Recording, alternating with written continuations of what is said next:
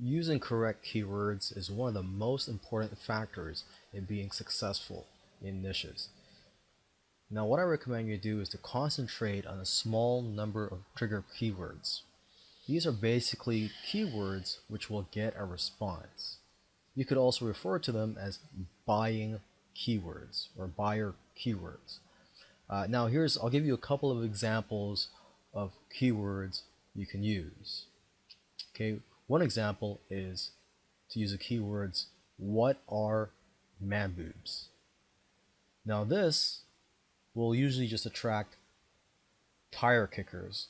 Because, the people that you're going to attract, they may not be looking for a solution. A lot will, but some may not. Okay, now here's an example of a better uh, keyword set of keywords that you can use.